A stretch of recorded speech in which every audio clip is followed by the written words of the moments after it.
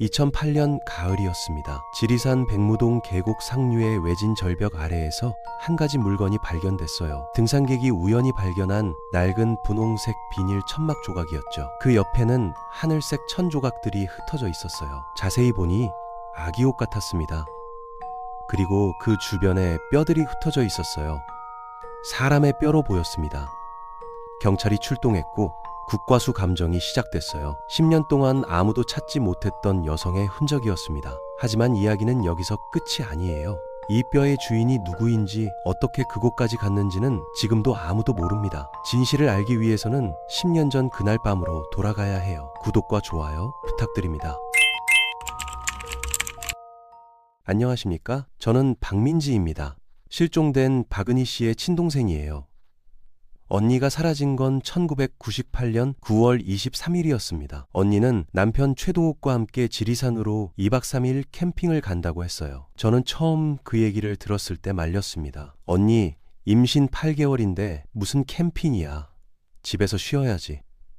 하지만 언니는 웃으면서 괜찮아, 민지야. 아기 태어나기 전에 마지막 여행 하고 싶어라고 했어요. 언니 은희는 원래 활동적인 성격이었습니다. 대학 때도 등산 동아리 활동을 했고 결혼 후에도 남편과 자주 산에 갔었거든요. 임신 중이라 힘들 텐데도 집에만 있기 답답하다면서 자꾸 밖으로 나가려고 했어요. 9월 23일 수요일 아침이었어요. 언니가 집에 들러서 인사를 했습니다. 검은색 등산복 상의에 편한 면바지를 입고 있었어요. 배가 많이 불러서 걸음걸이가 조심스러웠죠. 목에는 작은 은목걸이를 하고 있었는데 제가 언니 생일 때 선물한 거였어요. 손목엔 핑크색 디지털 시계를 차고 있었습니다. 언니가 특히 아끼던 시계였어요. 민지야, 이거 봐.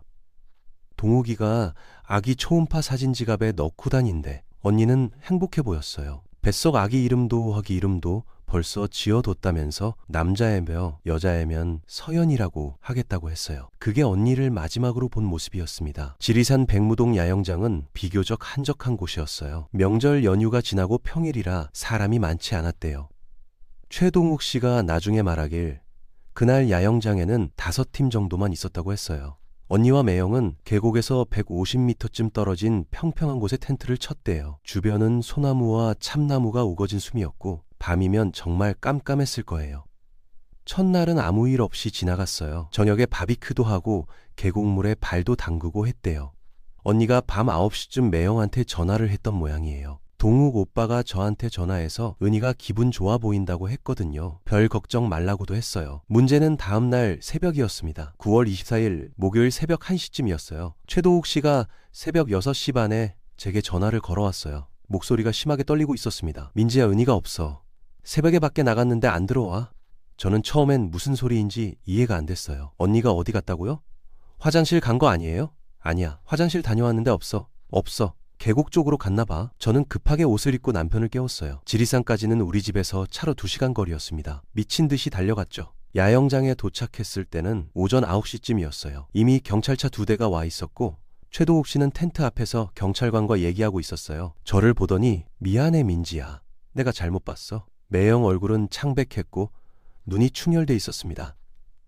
텐트는 푸른색이었고 이 인용 크기였어요. 안을 들여다보니 침낭 2개가 펼쳐져 있었고 언니 가방이 구석에 놓여 있었어요. 이상한 점이 바로 눈에 띄었습니다. 텐트 입구 쪽에 운동화 한 켤레가 가지런히 놓여 있었거든요. 언니가 신고 다니던 회색 운동화였어요. 담당 형사는 이정훈 씨였어요. 40대 중반쯤 되어 보이는 침착한 분이었습니다. 부인께서 언제 없어진 걸 확인하셨나요? 최동욱 씨가 대답했어요. 새벽 1시쯤 깨는데 옆에 없었어요. 화장실 간 줄 알고 기다렸는데 30분이 지나도 안 와서 찾아 나섰어요. 야영장 화장실까지는 약 250m 거리였어요. 임산부가 혼자 그 거리를 걸어갈 수 있을까요? 게다가 언니는 운동화를 벗어두고 나간 거였어요. 맨발로 250m를요? 이 형사가 텐트 주변을 자세히 살폈어요. 텐트에서 계곡 쪽으로 희미한 발자국 같은 게 있었는데 전날 저녁에 비가 조금 와서 흙이 질퍽했대요.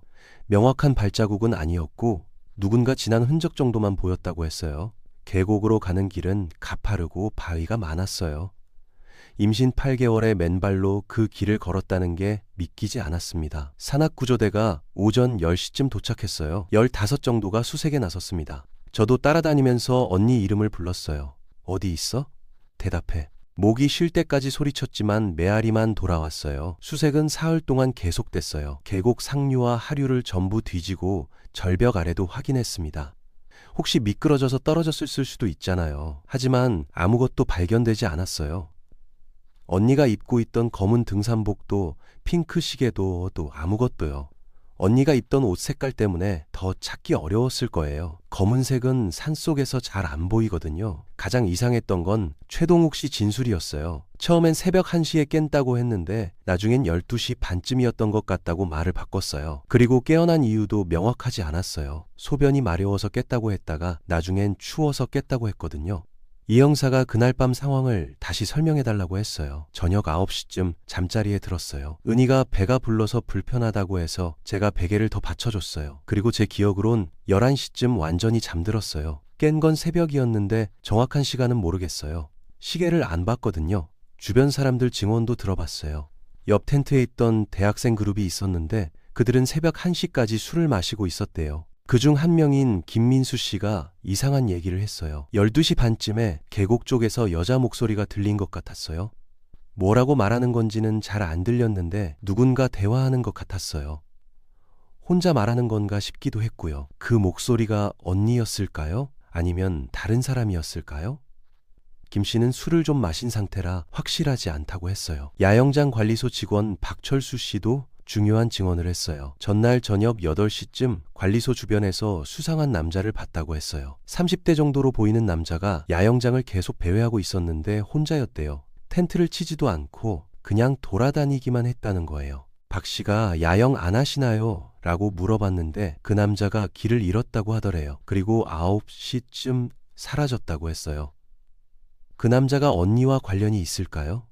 하지만 인상착의를 물어봤더니 기억이 잘 안 난다고 했어요. 어두워서 얼굴을 제대로 못 봤다는 거예요. 경찰은 최동욱 씨를 점점 더 의심하기 시작했어요.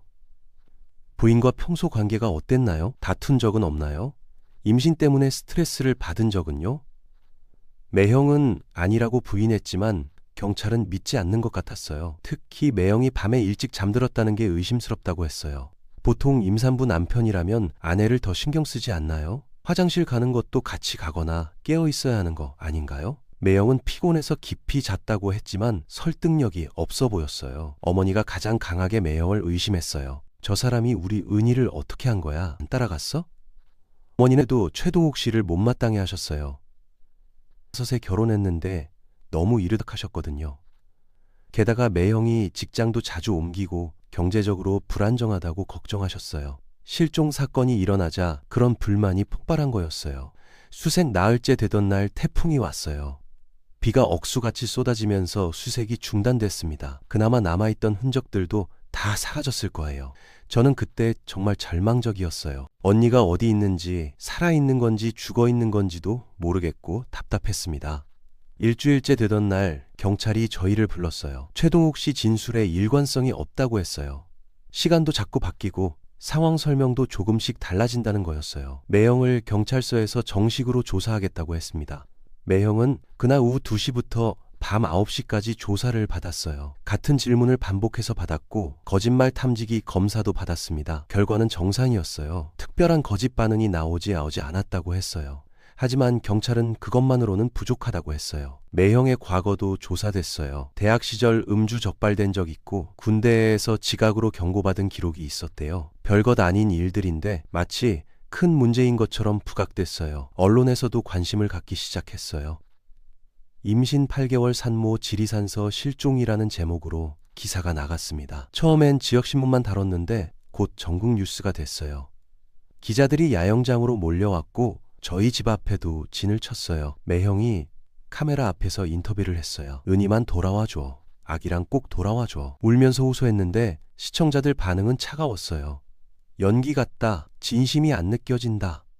이런 댓글들이 달렸어요. 며칠 후엔 더 자극적인 기사가 나왔습니다. 남편 알리바이 불명확. 평소 부부 갈등이 있었나? 이런 제목들이었어요. 기자들이 매형 직장까지 찾아가서 동료들한테 물어봤대요. 평소 성격이 어떤지, 부인한테 잘 대했는지 캐물었다고 해요. 가장 충격이었던 건 어머니 인터뷰였어요.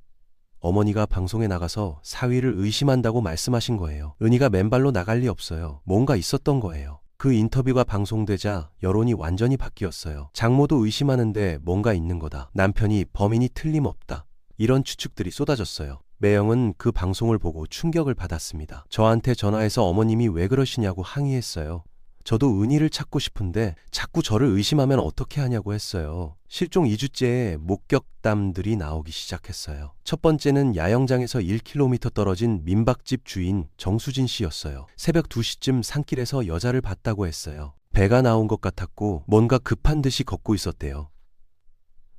정 씨는 그날 밤 화장실에 가려고 밖에 나왔다가 봤다고 했어요. 저는 희망이 생겼어요. 그게 언니일 수도 있잖아요.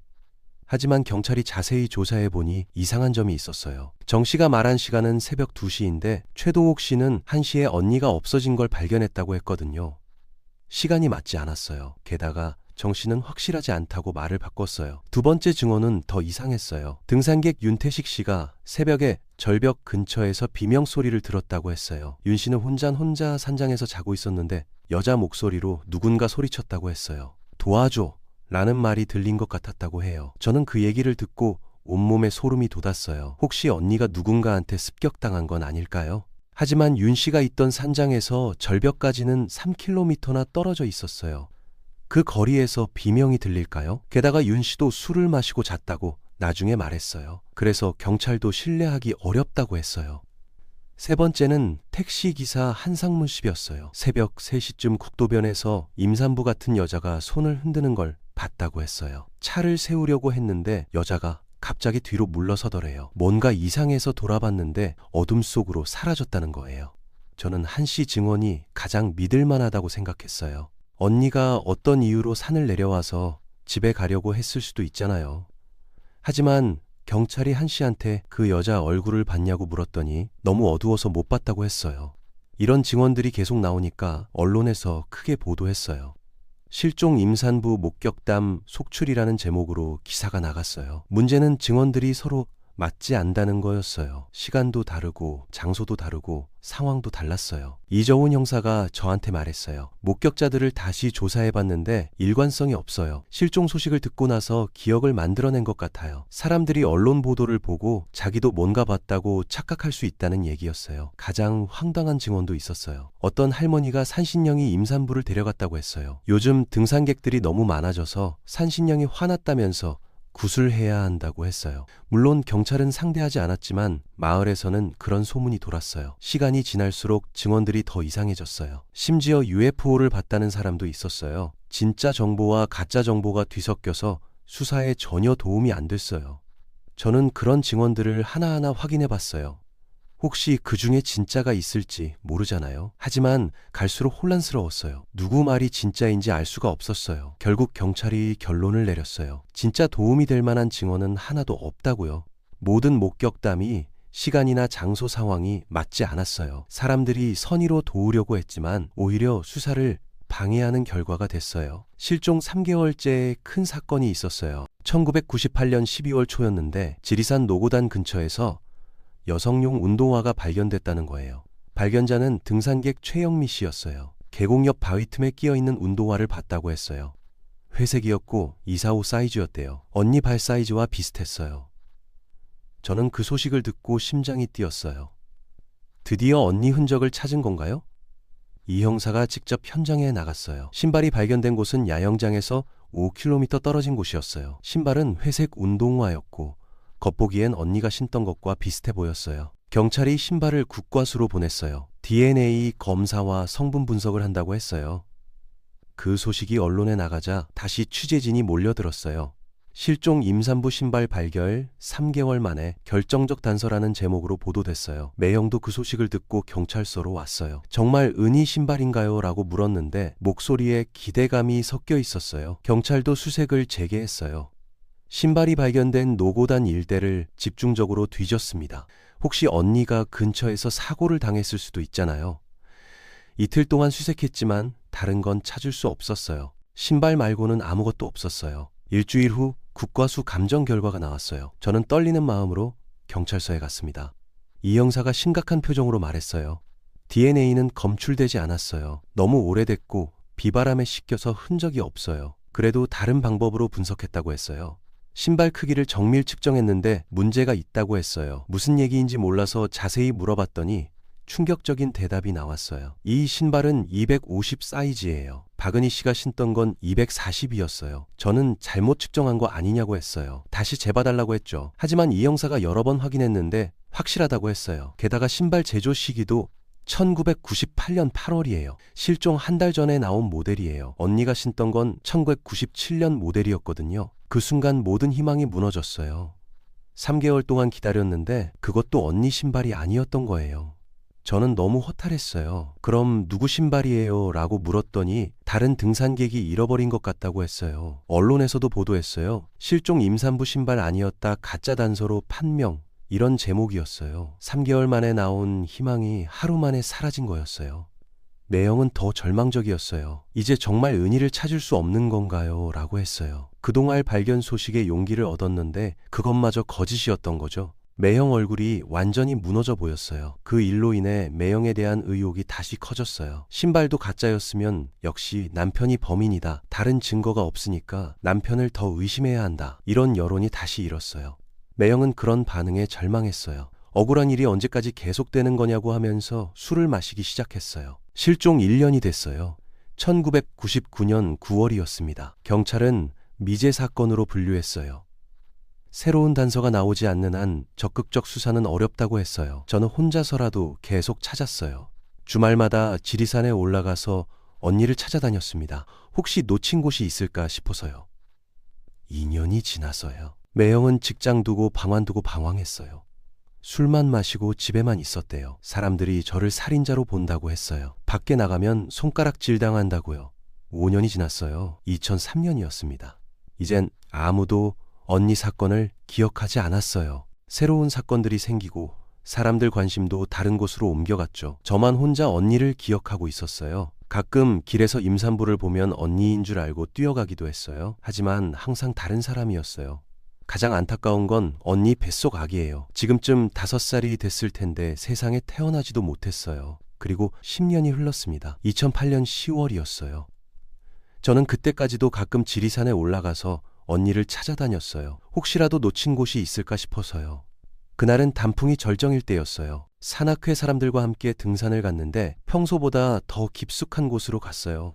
백무동 상류 계곡이었는데 사람들이 잘 가지 않는 외진 곳이었어요. 점심을 먹고 쉬는데 산악회 대장 김수연 씨가 저기 뭔가 이상한 게 있다고 했어요. 가파른 절벽 아래쪽을 가리키면서요. 저희가 조심스럽게 내려가 봤어요. 그곳에서 정말 이상한 장면을 마주했습니다. 큰 바위 밑에 낡은 비닐 조각이 있었어요. 원래는 분홍색이었던 것 같은데 비바람에 색이 바랬고 찢어져 있었어요. 그리고 그 옆에 하얀 뼈 조각들이 흩어져 있었어요. 크기가 사람 뼈 같았어요. 김 씨가 이거 사람 뼈 아냐 라고 했는데 저는 가슴이 철렁 내려앉았어요. 혹시 언니인가 싶어서요. 하지만 섣불리 판단할 수는 없었어요. 동물 뼈일 수도 있고 아주 오래된 것일 수도 있잖아요. 가장 놀라운 건 뼈 옆에 있던 천조각이었어요. 아기 옷 같은 작은 천조각들이 있었거든요. 10년 동안 비바람에 시달렸지만 아직도 월그를 알 수 있었어요. 하늘색이었어요. 저는 즉시 경찰에 신고했어요. 지리산에서 사람 뼈로 보이는 것을 발견했다고 했어요. 혹시 10년 전 실종된 박은희와 관련이 있을 수도 있다고 했어요. 경찰이 바로 출동한다고 했어요. 1시간 후 경찰과 국과수 직원들이 도착했어요. 현장을 철저히 조사하고 발견된 모든 걸 수거해 갔어요. 뼈 조각들, 비닐 조각, 천 조각 모두 분석을 위해 가져갔어요. 저는 그날 밤 잠을 이룰 수 없었어요. 혹시 정말 언니일까요? 10년 동안 찾아 헤맸는데 드디어 찾은 건가요? 하지만 한편으로는 무서웠어요. 만약 언니라면 어떻게 죽은 걸까요? 이틀 후 이정훈 형사에게서 연락이 왔어요. 뼈 감정 결과가 나왔다는 거였어요. 저는 떨리는 마음으로 경찰서에 갔습니다. 이 형사는 예전보다 많이 늙어 보였어요. 머리도 반백이 됐고 주름도 많이 생겼어요. 뼈는 20대 후반에서 30대 초반 여성의 것으로 추정돼요 라고 했어요. 나이와 성별이 언니와 일치했어요. 하지만 완전한 신원 확인은 어려워요. DNA 검사를 했지만 너무 오래돼서 결과가 불분명해요. 그럼 언니인지 확실하지 않다는 얘기인가요? 라고 물었어요. 이 형사가 가능성은 있지만 단정할 수는 없어요 라고 했어요. 다른 실종자일 수도 있고 아주 오래된 시신일 수도 있다는 거예요. 아기 옷으로 보이는 천 조각에 대해서도 물어봤어요. 태아용 의류 소재일 가능성이 높아요 라고 했어요. 하지만 이것도 확실하지 않다고 했어요. 오랜 시간이 지나서 정확한 분석이 어렵다는 거예요. 비닐에 대해서는 1990년대 후반에 흔히 쓰이던 제품으로 보인다고 했어요. 시기적으로는 맞았어요. 하지만 그 시대의 흔한 물건이라 특별할 게 없다고 했어요. 가장 중요한 건 사인이었어요. 뼈만으로는 사인을 알 수 없어요. 외상 흔적도 없고 다른 증거도 없어요. 그럼 언니가 어떻게 죽었는지는 영원히 모르는 건가요? 라고 물었어요. 이 형사가 고개를 끄덕였어요. 안타깝지만 그럴 가능성이 높아요. 언론에서도 이 소식을 크게 다뤘어요. 10년 만에 실종 임산부 추정 시신 발견이라는 제목으로 보도됐어요. 하지만 확실하지 않다는 단서도 함께 붙였어요. 최도옥 씨도 그 소식을 듣고 경찰서에 왔어요. 10년 동안 정말 많이 늙어 보였어요. 머리는 완전히 하얗게 샜고 얼굴도 많이 야위었어요. 정말? 라고 물었는데 목소리가 떨고 있었어요. 경찰이 확실하지 않다고 하자 매형이 안도하는 것 같기도 했고 실망하는 것 같기도 했어요. 10년 동안 은받으면서 의심받으면서 감정이 무뎌진 것 같았어요. 국과수에서 추가 분석을 했지만 결과는 마찬가지였어요.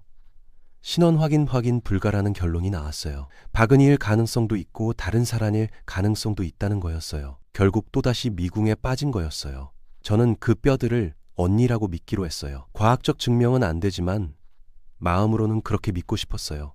10년 동안 어디 있었는지 몰랐는데 드디어 찾은 것 같아서요. 장례식을 치렀어요. 확실하지 않다고 해서 그냥 둘 수는 없었거든요. 가족들과 친구들이 모여서 작은 장례식을 했어요. 매형도 왔는데 끝까지 눈물을 흘렸어요. 언니 무덤 앞에서 저는 다짐했어요. 은희야, 이제라도 찾아서 다행이야, 편히 쉬어 라고 말했어요. 10년 동안 혼자 외로웠을 텐데 이제는 가족들 곁에서 쉴 수 있을 거예요. 하지만 아직도 의문은 남아 있어요. 정말 언니가 맞는 걸까요? 어떻게 그 절벽 아래까지 갔을까요? 혼자 간 걸까요? 아니면 누군가 데려간 걸까요? 저는 가능한 모든 경우를 생각해 봤어요. 첫 번째는 산악 사고예요. 언니가 밤에 계곡 쪽으로 갔다가 미끄러져서 절벽에서 떨어졌을 수 있어요. 임신 8개월이면 몸이 무겁고 균형 감각도 떨어지잖아요. 깜깜한 밤에 실족할 수 있었을 거예요. 하지만 왜 운동화를 신지 않고 맨발로 나갔을까요? 그리고 150m나 되는 거리를 맨발로 걸어갈 수 있었을까요? 두 번째는 납치 가능성이에요. 누군가 언니를 데려간 건 아닐까요?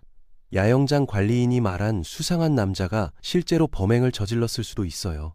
혹은 지나가던 누군가가 홧김에 범행을 저질렀을 수도 있고요. 이 경우라면 언니가 어떻게 됐는지 알 수 없어요. 하지만 동기가 뭔지 알 수 없다는 게 문제예요. 세 번째는 가출 가능성이에요. 언니가 어떤 이유로 스스로 사라진 건 아닐까요? 결혼 생활이 힘들었거나 임신 스트레스 때문에 그랬을 수도 있어요. 하지만 저는 이 가능성을 믿을 수 없어요. 언니는 뱃속 아기를 너무 사랑했거든요. 태명도 지어뒀고 출산 준비도 열심히 하고 있었어요. 그런 언니가 갑자기 모든 걸 버리고 떠날 리가 없어요. 네 번째는 가장 끔찍한 가능성이에요. 최도옥 씨가 언니를 죽였다는 거예요. 부부간 다툼이 있었고 매형이 홧김에 언니를 죽인 후 시신을 숨겼다는 거예요. 이 경우라면 많은 것들이 설명돼요. 왜 언니가 운동화를 신지 않고 나갔는지, 왜 아무런 흔적이 남지 않았는지 말이에요. 하지만 매형을 아는 사람으로서 믿기 어려워요. 게다가 거짓말 탐지기 검사도 통과했잖아요. 10년이 지난 지금도 언니는 돌아오지 않았어요. 살아있는지 죽었는지도 확실하지 않고 어디 있는지도 모르겠어요. 가끔 꿈에서 언니를 만나요. 언니가 배를 쓰다듬으면서 웃고 있어요. 민지야, 괜찮아. 나 행복해 라고 말해요. 꿈에서라도 만날 수 있어서 다행이에요. 가장 답답한 건 진실을 모른다는 거예요. 언니에게 무슨 일이 일어났는지, 왜 그날 밤 텐트를 나갔는지, 누가 언니를 그곳까지 데려갔는지 아무도 모르는 채로 남아있어요. 어쩌면 영원히 알 수 없을지도 모르겠어요. 시간은 모든 걸 지워버리지만 제 마음속 언니는 절대 지워지지 않아요. 10년이 지났지만 어제 일처럼 선명해요. 언니가 마지막으로 웃던 모습, 뱃속 아기 이름을 말하던 목소리 모두 기억나요. 매형은 지금 다른 도시에서 살고 있어요. 재혼도 했다고 들었어요. 10년 동안 견디다가 새로운 삶을 시작한 거예요. 저는 매형을 원망하지 않아요. 범인인지 아닌지도 모르겠지만 그도 피해자일 수 있으니까요. 어머니는 여전히 매형을 의심해요. 저 사람 때문에 우리 은희가 죽었다고 믿고 계세요. 하지만 증거가 없으니 어쩔 수 없어요. 가끔 그 절벽 아래로 가요. 언니를 발견한 그곳으로요. 그곳에 서서 언니에게 말을 걸어요. 은희야, 여기 있었구나. 10년 동안 혼자 외롭지 않았어. 라고 말해요. 바람이 불면 언니가 대답하는 것 같아요. 괜찮아, 민지야, 이제 편해. 라고 말한 것 같아요. 10년이라는 긴 시간이 흘렀지만 언니에 대한 그리움은 줄어들지 않아요. 오히려 진실을 알고 나서 더 보고 싶어졌어요. 마지막 순간 언니가 얼마나 무서웠을까 생각하면 가슴이 아파요. 하지만 이제는 평화로워진 것 같아요. 언니도 어디선가 편히 쉬고 있을 거예요. 더 이상 아무도 괴롭히지 않는 곳에서 말이에요. 뱃속 아기와 함께요. 그 작은 뼈들이 10년의 침묵을 뚫고 진실을 말해주려 했던 거예요. 시간은 냄새를 지울 수 있어도 흔적은 남는다는 걸 배웠어요. 사랑하는 사람을 향한 마음은 절대 식지 않거든요. 언니가 남긴 그 하늘색 천 조각이 마지막까지 언니를 기억해 준 겁니다. 10년 동안 절벽 아래에서 혼자 기다리면서 언젠가는 진실이 밝혀질 거라고 믿어뒀던 거죠. 이제 언니는 정말 편히 쉴 수 있을 거예요. 진실이 밝혀졌으니까요. 아니, 진실은 여전히 안개 속이지만 최소한 언니를 찾았으니까요. 저도 남은 인생을 언니와의 추억을 간직하며 살아갈 겁니다. 그날 밤 무슨 일이 있었는지 우리는 영원히 모를지도 몰라요. 언니가 왜 맨발로 텐트를 나갔는지, 누가 언니를 절벽 아래로 데려갔는지, 혹은 언니가 스스로 그곳으로 갔는지 답은 바람 속에 흩어졌어요. 하지만 한 가지는 확실해요. 언니를 사랑했던 사람들은 언니를 영원히 기억할 거라는 거예요. 시간이 모든 걸 잊게 하지만 사랑만은 영원히 남아요.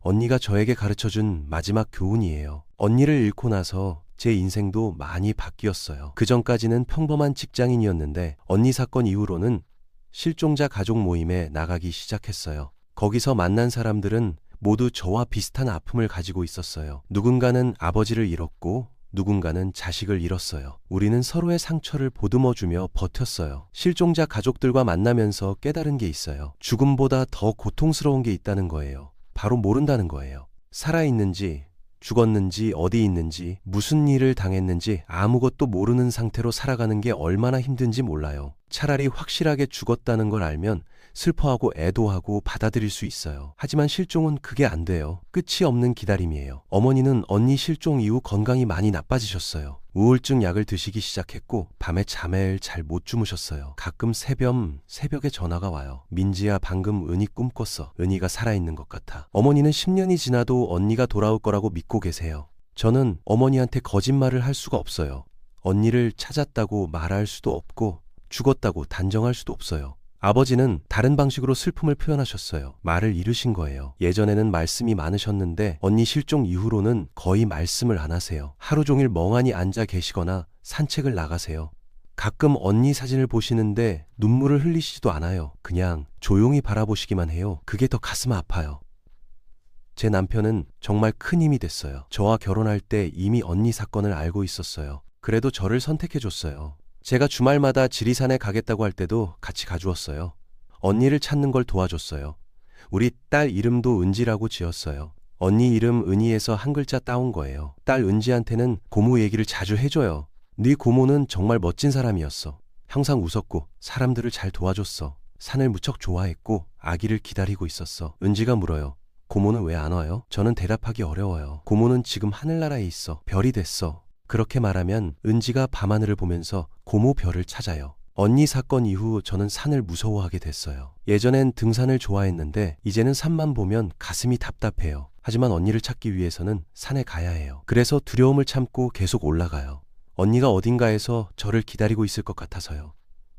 최동욱 씨와는 가끔 연락해요. 10년이 지난 지금도 그는 언니를 그리워해요. 재혼했지만 은희를 잊은 적은 없다고 해요. 새 부인도 그 사실을 알고 있대요. 가끔 언니 제사 때 찾아와요. 무덤 앞에서 한참을 울어요. 저는 그 모습을 보면서 생각해요. 이 사람이 정말 언니를 죽인 사람일까? 아니면 저처럼 피해자일까? 진실은 여전히 모호해요. 경찰도 확신하지 못하고 저희 가족도 의견이 갈려요. 어머니는 최동욱 씨가 범인이라고 믿지만 아버지는 아무 말씀 없으세요. 저는 중간에 있어요. 확신할 수 없어요. 증거도 없고 증언도 엇갈리고 모든 게 불확실해요. 언니 사건을 겪으면서 깨달은 게 있어요. 세상에는 답이 없는 질문들이 있다는 거예요. 아무리 찾아도 알 수 없는 진실이 있어요. 우리는 그저 추측만 할 뿐이에요. 산악사고일까? 납치일까? 살인일까? 가출일까? 모든 가능성을 생각해봤지만 확신할 수 있는 건 없어요. 국과수 감정 결과가 불확실하다는 것도 고통이었어요. 그게 언니인지 아닌지도 모른다니요. 만약 언니가 아니라면 진짜 언니는 어디 있는 걸까요? 아직도 어딘가에 살아있는 걸까요? 그런 생각을 하면 밤에 잠이 안 와요. 혹시 언니가 어딘가에서 저를 부르고 있는 건 아닐까 하는 생각이 들어요. 지리산은 이제 저에게 특별한 의미가 됐어요. 언니가 마지막으로 있던 곳이고 언니를 찾은 곳이에요. 가을이면 꼭 백무동 계곡 계곡을 찾아가요. 단풍이 절정일 때 그곳에 가서 언니를 떠올려요. 언니도 마지막에 이 단풍을 봤을까요? 아니면 깜깜한 밤이라 아무것도 못 봤을까요? 절벽 아래 그 자리에는 작은 표지판을 세웠어요. 여기서 한 사람이 발견됐습니다. 그녀를 기억해 주세요. 등산객들이 가끔 그 표지판을 보고 묵념을 해줘요. 모르는 사람들이지만 언니를 추모해 주는 거예요. 그럴 때마다 감사한 마음이 들어요. 언니 사건은 제게 삶의 의미를 다시 생각하게 했어요. 우리는 언제 어떻게 될지 모르잖아요. 언니처럼 갑자기 사라질 수도 있어요. 그러니까 지금 이 순간을 소중히 여겨야 해요. 사랑하는 사람들한테 사랑한다고 말해야 해요. 미안한 사람한테 미안하다고 말해야 해요. 내일은 없을 수도 있으니까요. 언니한테 하지 못한 말이 많아요. 고맙다는 말, 사랑한다는 말, 네가 최고의 언니였다는 말. 언니가 사라지기 전에 더 자주 만날 걸, 더 많이 얘기할 걸 후회돼요. 마지막으로 만났을 때 안아줄 걸 그랬어요. 그게 마지막일 줄 알았다면 절대 보내지 않았을 거예요. 10년이 지난 지금 저는 40이 됐어요. 언니는 영원히 30살이에요. 시간이 지나면 제가 언니보다 나이가 많아지겠죠. 이상한 느낌이에요. 동생인 제가 언니보다 늙는다는 게요. 하지만 제 마음속 언니는 항상 그 모습 그대로예요. 배가 불러 행복하게 웃던 그 모습이요. 언니의 뱃속 아기 얘기를 할 때마다 가슴이 아파요. 태어나지도 못하고 세상을 떠난 작은 생명이에요. 준서나 서연이라는 이름을 갖지 못한 채 언니와 함께 사라진 아기예요. 가끔 생각해요. 그 아기가 태어났다면 지금 10살이 됐을 거예요. 초등학교에 다니고 친구들과 놀고 있을 거예요. 실종자 가족들과 모임을 하면서 알게 된 사실이 있어요. 우리나라에는 정말 많은 실종자가 있어요. 매년 수만 명이 사라져요. 대부분은 찾아지지만 일부는 영원히 미스터리로 남아요. 언니처럼요. 그 가족들은 모두 저와 같은 고아 가통을 겪고 있어요. 저는 실종자 가족 모임에서 봉사활동을 시작했어요. 실종자 생기면 찾는 걸 도와줘요. 전단지를 만들고 수색에 참여하고 가족들을 위로해줘요. 제가 겪은 고통을 다른 사람들은 겪지 않았으면 좋겠어요. 하지만 현실은 잔인해요. 계속해서 사람들이 사라지고 가족들이 슬퍼해요. 언니 사건을 통해 언론의 양면성도 봤어요. 처음엔 관심을 가져줘서 고마웠어요. 더 많은 사람이 알면 언니를 찾을 가능성이 높아지니까요. 하지만 시간이 지나면서 언론이 선정적으로 보도하기 시작했어요. 사실 확인도 안 하고 추측만으로 기사를 써요. 피해자 가족의 고통은 생각하지 않고 클릭수만 생각하는 것 같았어요. 매형이 겪은 고통도 언론 때문이었어요. 증거도 없이 범인 취급받고 마녀사냥당했어요. 물론 의심스러운 점이 있었던 건 사실이에요. 하지만 유죄가 확정된 것도 아닌데 사람들이 함부로 판단했어요. 인터넷에서는 더 심했어요. 익명성 뒤에 숨어서 악플을 달고 근거 없는 소문을 퍼뜨렸어요. 경찰 수사의 한계도 느꼈어요. 물론 경찰이 최선을 다한 건 알아요. 이정훈 형사는 정말 열심히 했어요. 하지만 증거가 없으면 어쩔 수 없어요. 목격자도 불확실하고 물증도 없으면 수사가 진전될 수 없어요. 10년 전 과학수사 기술의 한계도 있었고요. 지금이라면 정밀한 분석이 가능했을 텐데 아쉬워요. 가장 힘들었던 순간은 언니 생일이에요. 매년 3월 15일이 되면 언니 생각이 더 나요. 케이크를 사서 언니 사진 앞에 놓고 촛불을 켜요. 생일 축하 노래를 부르면 눈물이 나요. 언니는 영원히 30살이고 더 이상 나이를 먹지 않아요. 언니가 좋아하던 음식들도 가끔 만들어요. 언니는 김치찌개를 정말 좋아했어요. 특히 묵은지로 끓인 거요. 저는 요리를 잘 못하는데 언니를 위해서 연습했어요. 이제는 제법 맛있게 만들어요. 김치찌개를 끓이면서 언니를 떠올려요. 언니와 함께 갔던 장소들도 가끔 찾아가요. 우리가 어렸을 때 놀던 공원, 고등학교 때 자주 가던 카페, 대학교 캠퍼스. 그곳들은 모두 언니의 흔적이 남아있어요. 벤치에 앉아서 예전 일들을 떠올려요. 언니와 웃고 떠들던 시간들이요. 시간은 정말 잔인해요. 기억은 점점 흐려져요. 언니 목소리가 정확히 어땠는지 기억이 안 나요. 웃음소리도 희미해져요. 그래서 언니가 나온 영상을 자주 봐요. 결혼식 영상, 가족 여행 영상. 거기서 언니를 만나요. 딸 은지가 자라면서 가끔 언니와 비슷한 모습을 보여요. 웃는 방식이나 말투가 닮았어요. 언니 유전자는 없는데 신기하게도 닮은 구석이 있어요. 그럴 때마다 언니가 은지를 통해 살아있는 것 같아요. 언니 사건은 영원히 미제로 남을 것 같아요. 진실은 바람과 함께 사라졌어요. 하지만 저는 포기하지 않을 거예요. 언니를 기억하고 계속 찾아갈 거예요. 비록 살아있는 언니를 만날 수 없더라도 마음속에서는 계속 만날 수 있으니까요.